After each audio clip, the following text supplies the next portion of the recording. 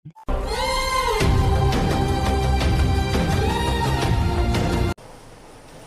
दोस्तों, स्वागत है आपका एके कैंपस में। पिछली क्लास में हमने कैलेंडर की थ्योरी पढ़ी थी, साथ ही साथ में हमने विषम दिन निकालने सीखे थे। विषम दिन हमने महीनों के विषम दिन निकाल लिए थे, हमने वर्षों के विषम दिन निकाल लिए थे और हमने आयु निकालना भी सीख लिया था। एज रिलेटेड जो भी क्वेश्चन होते हैं वो हमने सीख लिए थे यहाँ पर।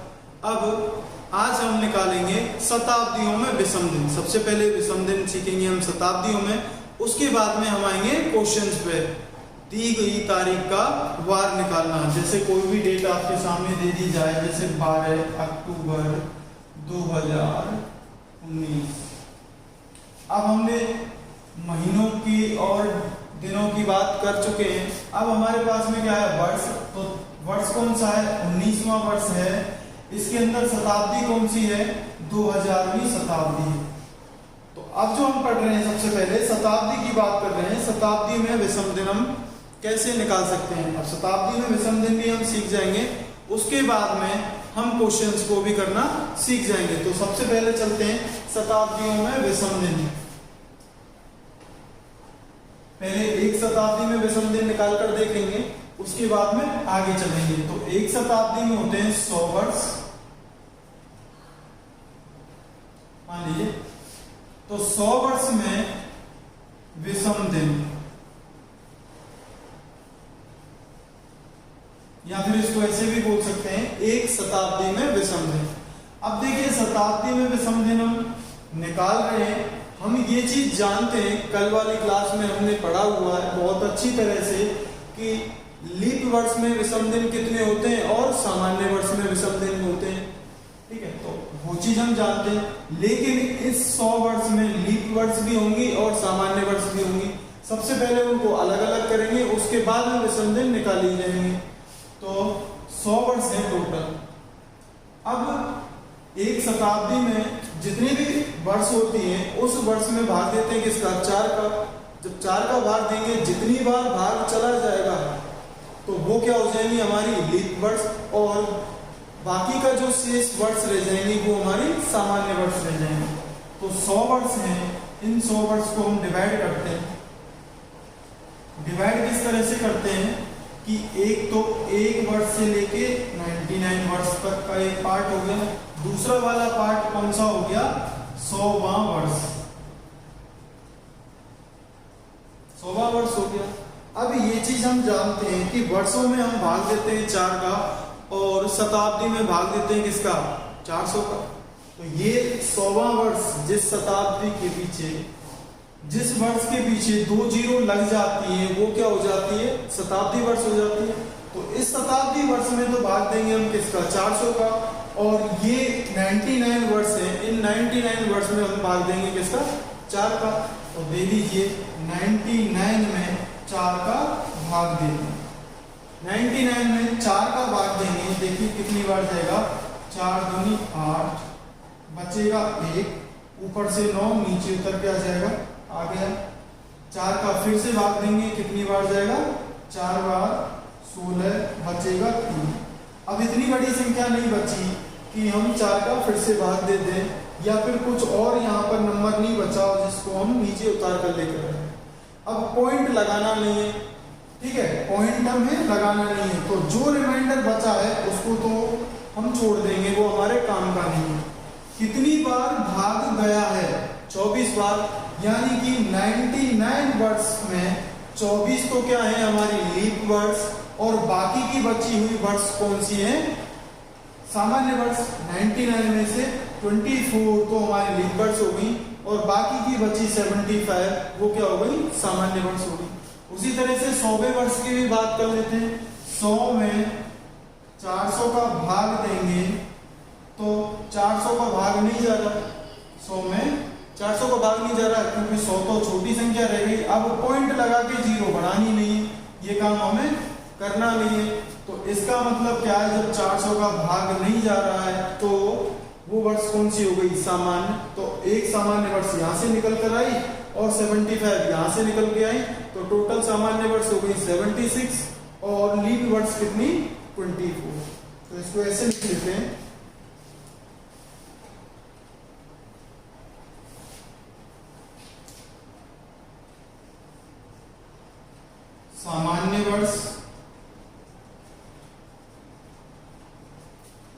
लीप वर्ष। सामान्य वर्ष हमारी 76 आ गई और लीप वर्ष आ गई हमारी 24। ठीक है, अब ये चीज हम कल वाली क्लास में पढ़ चुके हैं कि लीप वर्ष में विषम दिन होते हैं 2 और सामान्य वर्ष में विषम दिन होते हैं 1। अगर 24 लीप वर्ष हैं तो टोटल विषम दिन कितने होंगे? 48। 2 का मल्टीप्लाई कर देंगे। यहां पर देखिए 76 अगर सामान्य वर्ष हैं तो टोटल मेरे पास में विषम दिन कितने होंगे? तो विषम दिन 1 होता है सामान्य वर्ष में, 1 का मल्टीप्लाई करेंगे, यहां से कितना आ जाएगा? 76। यहां से आया 76, यहां से आया 44, दोनों को ऐड कर देंगे क्योंकि हमें तो क्या निकालने हैं? 100 वर्ष के अंदर विषम दिन निकालने हैं, यानी 1 शताब्दी के अंदर विषम दिन निकालने हैं। तो यहाँ पर ये तो आगे सामान्य वर्ष के, ये आए लीप वर्ष के, दोनों को ऐड कर दीजिए। 76 प्लस 48 इक्वल टू 124। 124 आ गया। अब 124 आ गया, ये चीज भी हम कल पढ़ चुके हैं कि जो विषम दिन होते हैं वो अधिकतम तो 6 हो सकते हैं और न्यूनतम 0 हो सकते हैं। यहाँ पर कितने आ गए? 124। अब 124 आ गए तो क्या करेंगे? जैसे ही 124 आए भाग दे दीजिए 7 का। जब दिन 7 से ज्यादा हो जाएंगे, कभी भी 7 से ज्यादा दिन हो तो 7 का भाग दे देना है, या फिर 7 हो जाए तब भी हम 7 का भाग दे देंगे। वहां पर तो 7 का भाग दे दिए 1 से 24 में, कितनी बार जाएगा? 7 एकम 7, बचेंगे 5, ऊपर से 4 उतर के आ जाएगा 54। 54 में फिर से भाग चला जाएगा, कितनी बार? 7 और 7 7 49। यहाँ पर क्या बचेगा? 5। अब कितनी बार भाग जा रहा है वो हमारे काम का नहीं है। यहाँ पर जितनी भी बार भाग जा रहा है वो हमारे काम का नहीं है। विषम दिन कौन सा होता है? हमारे पास में जो रिमाइंडर बच जाता है, जो शेषफल बच जाता है, वो हमारा क्या होता है? विषम दिन। तो विषम दिन कितनी निकल कर आए? यहाँ पर 5, यानी कि 1 शताब्दी या फिर 100 वर्ष में विषम दिन कितने होते हैं? 5 होते हैं टोटल। अब आगे चल रहे हैं।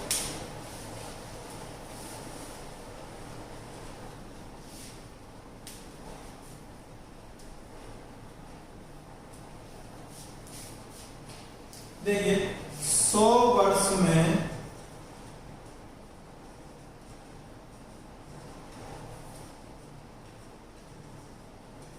विषम दिन और डे एक्स्ट्रा दिन कितने होते हैं? 5। हमने अभी अभी निकाले हैं। तो 100 वर्ष में तो मेरे हो गए 5। नेक्स्ट चलेंगे 200 वर्ष में। 200 वर्ष में विषम दिन कितने हो जाएंगे? जब 100 वर्ष में 5 है तो नेक्स्ट अगले 100 वर्ष में भी कितने होंगे? 5। तो 5 और 5 कितने हो जाएंगे? 10। अब हमें ये पता है जब संख्या 7 या 7 से ऊपर जाएगी विषम दिनों की तो 7 का भाग दे देना है। 10 में 7 का भाग दे देंगे, कितना बचेगा? रिमाइंडर 3। कितनी बार भाग जा रहा है वो हमारे काम का नहीं है। हमारे पास में जो शेषफल बचेगा, जो रिमाइंडर बचेगा, वो हमारा क्या होता है? विषम दिन होता है। तो रिमाइंडर यहाँ पर 3 बचा, यानी कि 200 वर्ष में विषम दिन कितने हो गए? 3। नेक्स्ट चलेंगे 300 वर्ष में। 300 वर्ष में विषम दिन कितने हो जाएंगे? इस तरह से 5 प्लस 5 प्लस 5, यानी कि 100 वर्ष में 5, ठीक है, अगले 100 वर्ष में 5 और फिर उसके अगले 100 वर्ष में 5, तो टोटल कितनी हो जाएंगे? 50। जैसे ही 7 से बड़ी संख्या होगी या 7 होगी, 7 का भाग दे देंगे। यहां से शेषफल क्या बचेगा? 1। 7 का भाग जाएगा 15 में 2 बार, 7 दूनी 14, बचेगा क्या? 1। तो 1 जो बचा है वो हमारा रिमाइंडर हो गया, और वो रिमाइंडर जो होता है वही हमारा शेष विषम दिन होता है। ठीक है, 300 वर्ष की बात हो गई। अब नेक्स्ट चलेंगे 400 वर्ष में। 400 वर्ष में विषम दिन कितने हो जाएंगे? 5 प्लस 5 प्लस 5 प्लस 5, टोटल कितने हो गए? 20। ठीक है, अब 20 तो ये हो गए। अब एक बात यहां पर देखना कि ये 400वां वर्ष भी तो काउंट होगा। जब 400वां वर्ष है उसमें 400 का भाग दिया जाएगा तो यहाँ पर भाग चला जाएगा, यानी कि 1 एक्स्ट्रा दिन और जुड़ेगा यहाँ पर, तो टोटल कितने हो जाएंगे 21। अब 21 में 7 का भाग दीजिए, कितना बचेगा 0, रिमाइंडर बचेगा। ठीक है, तो यहां से कितना बचा 0। अब देखना 100 वर्ष में विषम दिन हुए 5, 200 में हुए 3, 300 वर्ष में विषम दिन 1 और 400 वर्ष में विषम दिन हुए 0। ठीक है, अब ये हम क्यों निकाल रहे थे, इनकी जरूरत कैसे हुई और इनको हमें काम में कैसे लेना है। जैसे मान लीजिए आपके पास में शताब्दी है, उस शताब्दी का विषम दिन निकालना है 2017। अब इस 2017 को हम तोड़ेंगे कैसे कि शताब्दी को तो एक साइड में निकाल दिया 2000 को, बाकी के वर्ष को एक अलग साइड में कर दिया, वर्ष को अलग सोल्व करेंगे और शताब्दी को अलग सोल्व करेंगे। तो यहाँ पर देखना ये शताब्दी कौन सी है 2000। हमें ये पता है कि 400 वर्ष में विषम दिन होते हैं कितने 0। तो यहाँ पर देखना स्टार्टिंग हुई थी कैलेंडर की, पहले 100 वर्ष में विषम दिन हुए 5, दूसरे में 3, तीसरे में 1 और 400 वर्ष में 0 हो गए। जैसे ही 500वां वर्ष लगेगा, जैसे ही 500वां वर्ष लगेगा यानी लग चुका है, तो हम 2000 में चल रहे हैं, 2000 से आगे 21वीं सदी में हम चल रहे हैं, तो लग चुका है।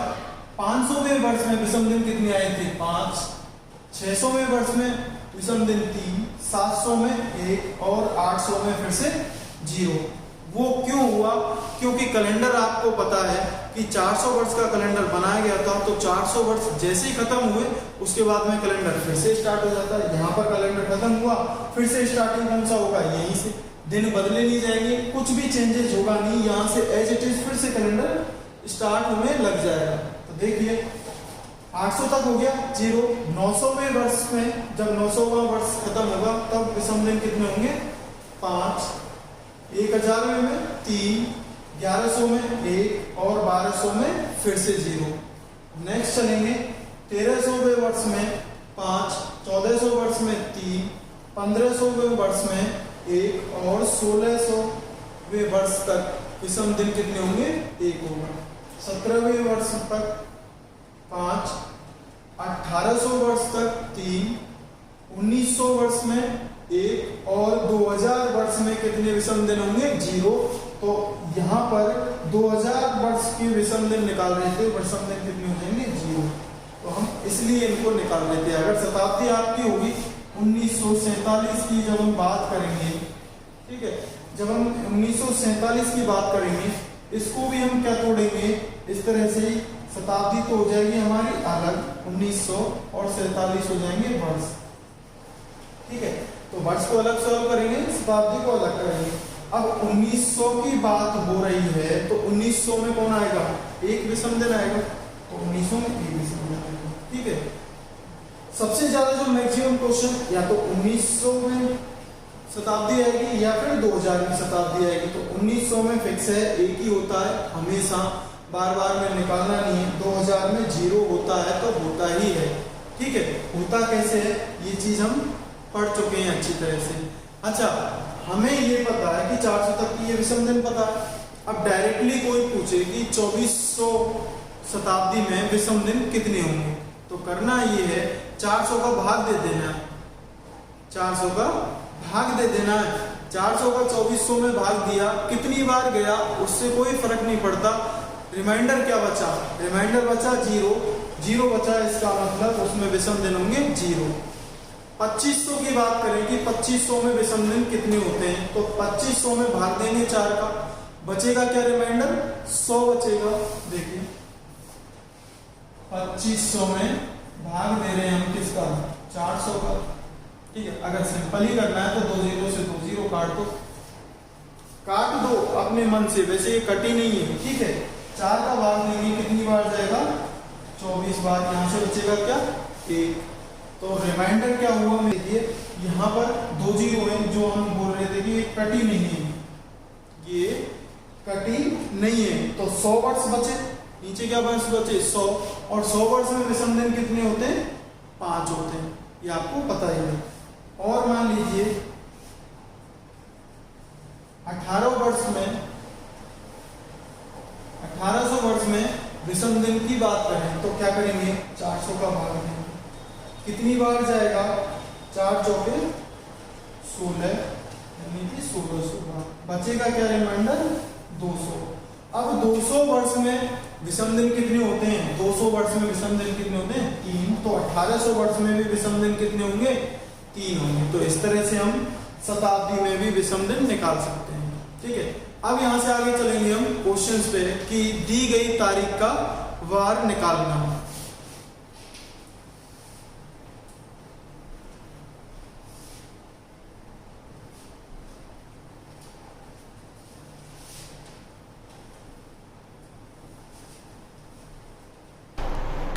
चलिए क्वेश्चन कौन से करेंगे हम, दी गई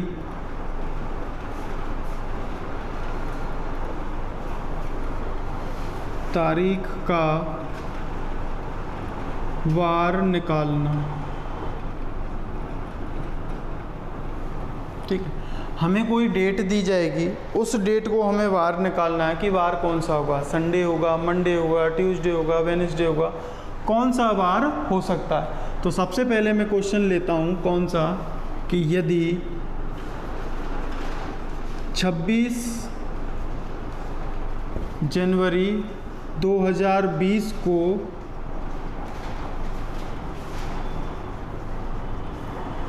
कौन सा वार था। ठीक है, ये हमें निकालना है कि 26 जनवरी 2020 को कौन सा वार था।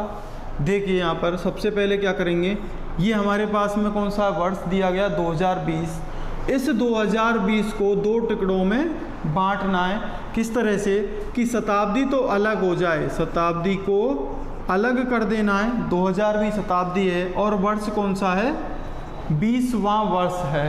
ठीक है, 20वां वर्ष ही चल रहा है 2020वां, तो 20वां वर्ष है। अब करना ये है कि शताब्दी तो अलग हो चुकी है, 20वें वर्ष तक की बात हो रही है। तो 20वें वर्ष में सबसे पहले कंप्लीटेड वर्ष को लेंगे। कंप्लीट कितनी वर्ष हो चुकी हैं, यहाँ पर 20वें वर्ष की बात चल रही है, इसका मतलब 20वां वर्ष तो पूरा हुआ नहीं है। पूरा वर्ष कितने हुए हैं 19वें वर्ष तक का हम पूरा कर लेंगे और लास्ट में 20वें वर्ष की बात हम कर लेंगे।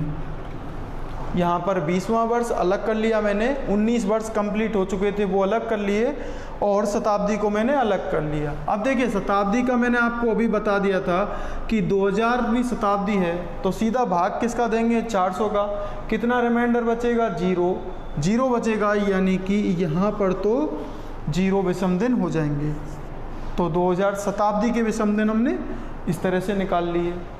ठीक है, अब 19 वर्ष कंप्लीट हो चुके थे, उस 19 वर्ष में भी विषम दिन निकालने सभी में विषम दिन ही हैं। ठीक है, विषम दिन के थ्रू ही हम क्वेश्चंस को सॉल्व करने वाले हैं। तो 19 वर्ष जो कंप्लीट हो चुके हैं उसके अंदर विषम दिन निकालने। तो वर्षों में हम ये चीज़ जानते हैं कि एक होता है लीप वर्ष और एक होता है सामान्य वर्ष, दोनों के विषम दिन अलग अलग होते हैं। तो पहले इसको डिवाइड करना पड़ेगा लीप वर्ष में और सामान्य वर्ष में। 19 में भाग देंगे किसका 4 का, यही तो हमने पढ़ा था। यदि किसी वर्ष में भाग दिया जाए 4 का तभी तो पता चलेगा कि वो वर्ष सामान्य वर्ष है या फिर लीप वर्ष है। यहाँ पर टोटल वर्ष कितनी है मेरे पास में 19 में हम 4 का भाग देंगे तो जितनी बार भाग चला जाएगा वो हमारी लीप वर्ष हो जाएंगी और बाकी की जो बची होंगी वो हमारी सामान्य वर्ष हैं। तो यहाँ पर 19 में भाग देंगे 4 का, कितनी बार गया 4 बार, 4 चौके 16, तो 4 तो हो गई लीप वर्ष।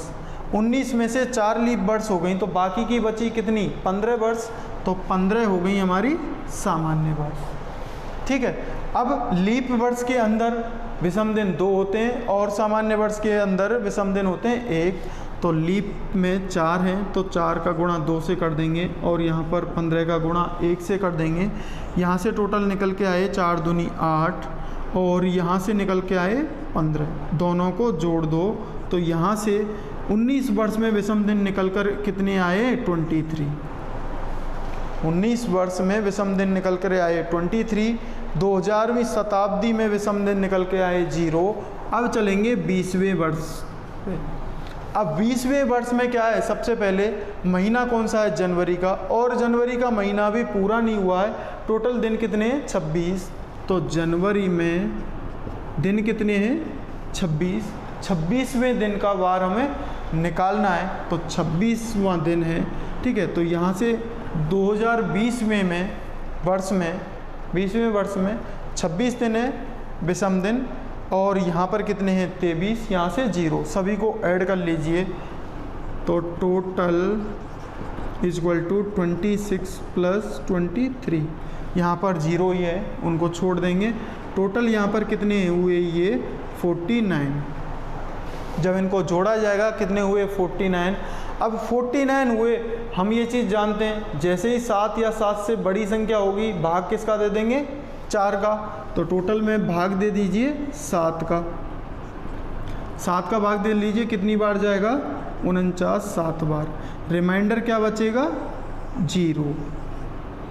अब यहाँ पर जो रिमाइंडर बचा है 0, इस 0 का मतलब क्या है कि जो हमारे दिन होते हैं, जो हमारे दिन होते हैं, सबसे पहले देखिए मंडे का कोड होता है 1, ट्यूसडे का कोड होता है 2, वेडनेसडे का होता है 3, थर्सडे का होता है 4, फ्राइडे को होता है 5, सैटरडे को होता है 6, और संडे का कोड होता है 0। तो यहाँ पर जब 0 आएगा तो 0 का मतलब क्या है, उस दिन बार था संडे, रविवार। 0 का मतलब क्या हो गया, संडे, रविवार, ठीक है। अब यहाँ पर अगर 5 बचता, लास्ट में रिमाइंडर 5 बचता, 5 का मतलब क्या हो जाता, फ्राइडे। अब चलें एक और क्वेश्चन ले लेते हैं, नेक्स्ट वाला, और अच्छी तरह से आपको इसमें समझ में आ जाएगा।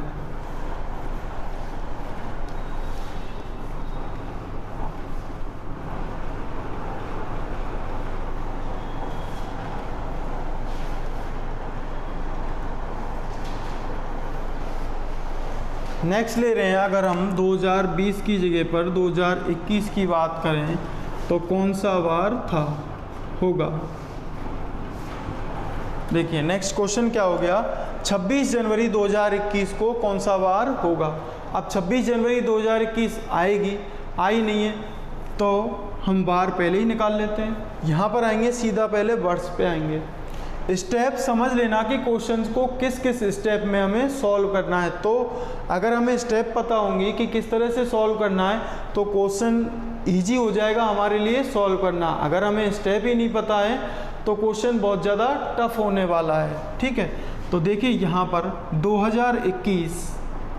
2021 में से मैंने शताब्दी को अलग कर दिया 2020, बाकी के वर्ष कितने बचे 21।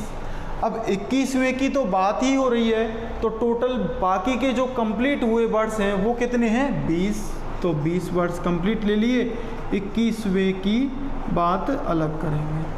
डिवाइडेशन हो गया तो 2000 वर्ष में विषम दिन कितने होते हैं 0। हमें बार बार में निकालने की ज़रूरत नहीं है, या तो 2000 वर्ष की बात होगी या 1900 की बात होगी, मैक्सिमम इन्हीं की बातें होंगी। और अगर बाई चांस 2100वें वर्ष की बात आ गई, मान लीजिए 21वें वर्ष की बात आ गई, तो वहाँ पर विषम दिन कितने हो जाएंगे 5, क्योंकि 4 का भाग देंगे 2100 में, बचेगा 100 वर्ष, और 100 वर्ष में विषम दिन कितने होते हैं 5, तो वहाँ पर भी आसानी से निकाल सकते हैं। तो मैक्सिमम 0 आने वाला है आपका, या फिर 1 आने वाला है, ठीक है। अब 20 वर्ष की बात हो रही है, 20 में भाग देंगे 4 का, लीप वर्ष और सामान्य वर्ष निकालनी होंगी हमें। लीप वर्ष अलग निकालनी होंगी, सामान्य वर्ष अलग निकालनी होंगी, ठीक है। तो लीप वर्ष निकालने के लिए क्या करेंगे, 20 में देंगे 4 का भाग, कितनी बार चला गया 5 बार, तो 5 तो लीप वर्ष हो गई। 20 में से 5 लीप वर्ष हैं, बाकी बची कितनी हो जाएंगी 15 सामान्य वर्ष। लीप वर्ष के अंदर हम जानते हैं विषम दिन होते हैं 2, तो 2 का मल्टीप्लाई कर देंगे। सामान्य वर्ष के अंदर विषम दिन होता है 1, तो 1 का मल्टीप्लाई कर देंगे। यहाँ से निकल के आए 10, यहाँ से निकल के आए 15, दोनों को ऐड कर देंगे तो टोटल कितना हो जाएंगे 25। तो 20 वर्ष तक के विषम दिन कितने आ गए 25, ठीक है। 21वें की बात करेंगे तो 21वें वर्ष में महीना कौन सा है? जनवरी का। और जनवरी के महीने में कितनी? 26 तारीख दे रखी है, तो जनवरी में 26 हो गए। सबको टोटल कर लेंगे, टोटल करने पर क्या मिलेगा? 25 प्लस 26, 26 तो ये दिन हो गए और 25 दिन ये हो गए। शताब्दी में 0 ही आया तो शताब्दी को छोड़ ही देंगे। तो टोटल यहाँ पर कितने आए? 51। अब 51 जैसे ही आए 7 का भाग दे देंगे। 51 में 7 का भाग देंगे, दे के देख लीजिए, 7 का भाग देंगे, 7 7 49। रिमाइंडर कितना बचेगा? रिमाइंडर बचा मेरे पास में यहाँ पर 2, रिमाइंडर बचा 2। ठीक है, तो 2 बचा। इसका मतलब क्या है कि 2 का मतलब क्या होता है? ट्यूसडे। दूसरे नंबर पर ट्यूसडे आता है, फर्स्ट नंबर पे कौन सा आता है? मंडे। सेकंड नंबर पे जो आता है दूसरे नंबर पर ट्यूसडे आता है। तो 2 का मतलब है उस दिन वार होगा वो होगा ट्यूसडे, मंगलवार।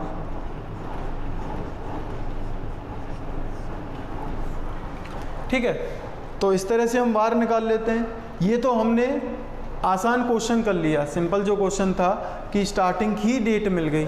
अब डेट आ जाए बीच की, यानी 15 अगस्त की बात हो जाए, जुलाई की बात हो जाए, आज वाली डेट आपको निकालनी पड़ जाए, तो उस डेट को वार हमें किस तरह से निकालना है, तो एक क्वेश्चन और कर लेते हैं।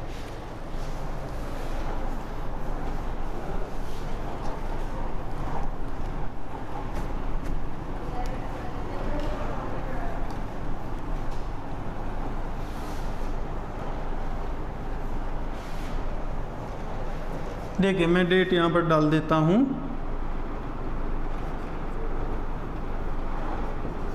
15 अगस्त 2021 को कौन सा वार होगा। अब 2021 में 15 अगस्त की बात हो रही है, 15 अगस्त आएगा। अभी तो 2020 का 15 अगस्त भी नहीं आया, लेकिन हम जो बात कर रहे हैं वो 2021 की कर रहे हैं। ठीक है, तो 2021 का 15 अगस्त को वार मुझे निकालना है। तो किस तरह से निकालेंगे? सबसे पहले शताब्दी को अलग कर लेंगे। शताब्दी हो गई 2000वीं। बाकी के वर्ष कितने बचे? 21। 21 में से टोटल जो कंप्लीटेड वर्ष हैं वो कितने हैं? कंप्लीटेड वर्ष हैं कितने मेरे? 20। और 21वें की बातें आगे हम अलग से करेंगे। 21वें में क्या आ जाएगा? 15 अगस्त तक के दिन आ जाएंगे, जनवरी भी आएगा, फरवरी भी आएगा, मार्च आएगा, अप्रैल आएगा, ये सारे महीने आएंगे। और अगस्त में 15 दिन आएंगे, तो उनको हम अलग सॉल्व करेंगे। शताब्दी की बात करें, शताब्दी में हमें पता ही चल गया 0 विषम दिन होते हैं, इसको छोड़ ही दिया। 20 वर्ष अभी हमने निकाले, हम फिर से निकाल लेते हैं। 20 वर्ष में से लीप वर्ष और सामान्य वर्ष अलग करेंगे, लीप और सामान्य। ठीक है, तो 20 में भाग देंगे किसका? 4 का। 4 का भाग देंगे, कितनी बार जा रहा है भाग? 5 बार, यानी कि 5 तो लीप वर्ष हो गए। 20 में से 5 लीप वर्ष हैं, तो 15 कौन से बचे? सामान्य वर्ष। लीप वर्ष के अंदर विषम दिन होते हैं 2, सामान्य वर्ष के अंदर विषम दिन होते हैं 1। तो दोनों को मल्टीप्लाई करेंगे, यहाँ पर 10, यहाँ पर मल्टीप्लाई करेंगे 15, दोनों को ऐड कर देंगे तो टोटल निकल कर कितने आ जाएंगे? 25 विषम दिन। तो यहाँ से निकल कर दिन कितने आए? 25 विषम दिन आए। चाहें तो इनको आगे लेके जोड़ सकते हैं, या फिर अगर आपका मन है कि मुझे यहीं पर और छोटा इस नंबर को करना है, तो 25 में 7 का भाग दे देंगे। 25 में 7 का भाग दे देंगे। कितनी बार जा रहा है? 7 या 21। रिमाइंडर कितना बच रहा है? 4। ठीक है, तो 4 बच रहा है। हम यहाँ से 4 को भी आगे ले जाके जोड़ के तब भी आंसर ला सकते हैं, या फिर 25 को भी आगे लेके जाएंगे तब भी आंसर सेम ही आएगा, कोई फ़र्क पड़ने वाला नहीं है। अगर 4 को लेके जाएंगे तो संख्या कम जोड़नी पड़ेगी, 25 को लेके जाएंगे तो 25 एक्स्ट्रा हो जाएगा जोड़ने के लिए। तो वो डिपेंड करता है आप पर, आप क्या आगे लेके जाना चाह रहे हैं। अब नेक्स्ट चलेंगे, 21वें वर्ष की बात कर रहे हैं। 21वें वर्ष में अगस्त 15 की बात हो रही है, तो अगस्त तक पहुंचने के लिए जनवरी, फरवरी, मार्च, अप्रैल, इनके विषम दिन निकालने चाहिए। तो देखो चलो, जनवरी हम कल वाली क्लास में पढ़ चुके हैं कि जनवरी में दिन होते हैं कितने? 31, और 31 दिन होते हैं, उसमें विषम दिन कितने होते हैं हमारे? 3 होते हैं। फरवरी, फरवरी कौन सा, 21वें का, 21वें की फरवरी की बात हो रही है। तो 21वां कौन सा है, सामान्य वर्ष है या फिर लीप वर्ष है। तो 21वां जो वर्ष है वो हमारा कौन सा है, सामान्य वर्ष। सामान्य वर्ष है, इसका मतलब है वहाँ पर फरवरी 28 दिन की होगी, और जब फरवरी 28 दिन की होगी तो 0 विषम दिन आएंगे। ठीक है, तो फरवरी हो गई। मार्च, मार्च कितनी हो गई, फिर से 31 दिन की हो गई। यहाँ पर मैंने आपको कल भी बताया था, आज फिर से बता देता हूँ। यहाँ पर देखना, यहाँ पर ये ऊंची वाली जगह है और ये नीचे गड्ढा है। तो यहाँ से जब स्टार्ट करेंगे ऊंची वाली जगह से, जो महीना ऊपर ऊपर आएगा, गांठों पे आएगा, वो महीना कौन सा होता है, 31 दिन का। और जो नीचे गड्ढे में जो महीना आएगा वो महीना कौन सा आएगा हमारा, 30वां दिन। फरवरी को इसमें हम काउंट नहीं करते हैं। तो यहाँ से देख लीजिए, जनवरी, फरवरी, मार्च, अप्रैल, मई, जून, जुलाई। नेक्स्ट चले जाएंगे अगस्त, सितंबर, अक्टूबर, नवंबर, दिसंबर। तो जो महीने ऊपर गांठों पर आए थे वो 31 वाले हैं, और जो नीचे आए थे गड्ढे में वो हमारे कौन से हैं, 30वें दिन। तो मार्च हमारा ऊपर आ रहा है 31, इसका मतलब 3 विषम दिन। अप्रैल, अप्रैल होता है 30 दिन का, तो विषम दिन हुए 2। नेक्स्ट मई, मई में 31 दिन होते हैं यानी कि 3 विषम दिन। नेक्स्ट जून, जून में 30 दिन होते हैं, 30 दिन होते हैं तो 2 विषम दिन। जुलाई, जुलाई में 31 दिन होते हैं, 31 दिन होंगे तो 3 विषम दिन। और अब आए हम अगस्त पे। अब आगे हम किस पे, अगस्त पे आगे। अगस्त पूरा कंप्लीट नहीं हुआ। अगस्त में दिन कितने हुए, 15 दिन कंप्लीट हुए हैं, और 15वें दिन का ही वो हिसाब मांग रहा है कि उस दिन बार होगा कौन सा। तो अगस्त में दिन गिने जाएंगे वो 15 गिने जाएंगे, ना कि पूरा महीना गिना जाएगा। तो 15 दिन टोटल ले लिए। अब सबको ऐड कर लेते हैं, इनको भी ऐड करेंगे, इनको भी ऐड करेंगे, और टोटल जो आएगा उसमें 7 का भाग देंगे। बाकी का जो बचेगा रिमाइंडर, उस रिमाइंडर पर देख लेंगे कि कौन सा बार है। ठीक है, ऐड करिए। 3 और 3 6, 6 5 11, 11 और 5 16, 16 और 15 कितने हुए, 31, 31 हुए। 4 यहाँ से उठा के ले चलिए, यहाँ पर इसको सॉल्व कर लिया था हमें, यहाँ पर क्या बचा था 4, तो 31 प्लस 4 कितने हो जाएंगे, 35, 35 हो गए। 35 में भाग देंगे किसका, 7 का, तो रिमाइंडर जो बचेगा वो क्या बचेगा, 0। रिमाइंडर क्या बचा, 0, 0 बचा। इसका मतलब क्या है कि संडे। तो 15 अगस्त 2021 को संडे होने वाला है, यानी रविवार। ठीक है, तो इस तरह से हम किसी भी डेट का वार आसानी से निकाल सकते हैं। ठीक है, ये आपको अच्छी तरह से समझ में आ गया होगा। अगर समझ में नहीं आता तो वीडियो को फिर से रिवाइंड कीजिए और उसको फिर से देखिए, समझ में आ जाएगा। ठीक है, अब हम चलेंगे नेक्स्ट पर। चलिए, कल वाले हमने पढ़े थे आयु निकालने वाले क्वेश्चन, उनमें से एक क्वेश्चन और मैं आपको करवा देता हूं, जिससे पूरा कंसेप्ट आपका क्लियर हो जाएगा। देखिए, आयु निकालने वाले क्वेश्चन में हमने क्या किया था कि दिन को दिन के नीचे लिखेंगे, महीने को महीने के नीचे लिखेंगे, और वर्ष को वर्ष के नीचे लिखा जाएगा। अब क्वेश्चन क्या है कि रामप्यारी का जन्म 31 अगस्त 2005 को हुआ हो, तो आज 29 जुलाई 2020 को उसकी उम्र क्या है। तो हमें उम्र निकालनी है। अब जब उम्र निकालनी होगी तो सबसे पहले जिस डेट को उम्र निकाली जा रही है सबसे पहले उसको लिखा जाएगा, और उसके बाद में जिस तारीख को उसका जन्म हो रहा था उस डेट को हम बाद में लिखेंगे। तो पहली वाली डेट क्या है, 29 तो दिन थे, महीना था हमारा जुलाई का, जुलाई इसका मतलब 07, और वर्ष है 2020। ठीक है, उसका जन्म किस डेट को हुआ है, 31 अगस्त 08 लिखेंगे, और वर्ष हो जाएगा 2005। तो अब यहाँ पर देखना, वर्ष जो होगा वो तो हमेशा बड़ा ही होगा, कभी भी हमें डेट निकालनी होगी, उम्र की जब बात होगी तो यहाँ पर आगे पीछे की तरफ तो जाने से रहे, जब पीछे की तरफ उम्र जा नहीं सकती, उम्र आगे की तरफ ही जाएगी, उम्र बढ़ती हुई जाती है, तो जो यहाँ से वर्ष आएंगे वो तो हमेशा ऊपर वाले ही बड़े आएंगे।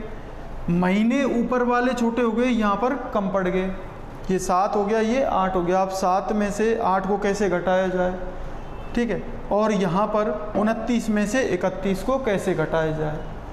तो ऐसा नहीं है कि यहाँ से एक कैरी ले लिया, 7 की जगह पे क्या हो गया 17 हो गया और हमने घटा दिया, तो इस तरह से नहीं घटाना। तो घटाना किस तरह से, अब यहाँ पर वर्ष है 2020, यहाँ पर महीने कम पड़ गए एक, और यहाँ पर 2 दिन भी कम पड़ गए, तो यहाँ से पूरा पूरा एक वर्ष उठाएंगे, उस वर्ष को यहाँ पर लेकर आएंगे और इसमें से एक महीना आगे लेके जाएंगे। देखिए 2020 है, इसमें से एक वर्ष घटा देंगे तो ये हो जाएगी कितनी 2019। इसकी जगह पर वर्ष कौन सी हो गई 2019। एक वर्ष जो हमने वहाँ से उठाई है उस वर्ष को हम यहाँ पर जोड़ देंगे। एक वर्ष में 12 महीने होते हैं, तो 12 महीने हमने यहाँ जोड़ दिए। अब ये महीने बड़े हो जाएंगे और ये छोटे हो जाएंगे, तो आसानी से इसको घटा सकते हैं। अब दिन भी यहाँ पर कम पड़ रहे हैं, तो दिन भी यहाँ पर कम पड़ रहे हैं, तो यहाँ से एक महीना हटाएंगे, तो महीना 11 ही रखेंगे यहाँ पर, और यहाँ पर उस महीने को आगे ले जाएंगे, ठीक है। तो 31 दिन आगे चले गए, 31 दिन आगे चले गए। अब दिन भी बड़े हो गए, महीना भी ज़्यादा हो गए और वर्ष भी ज़्यादा हो गए यहाँ पर। अब घटा लीजिए, आसानी से घट जाएगा। 2019 में से 2005 घटाएंगे, कितने वर्ष निकल के आएंगे 14 वर्ष।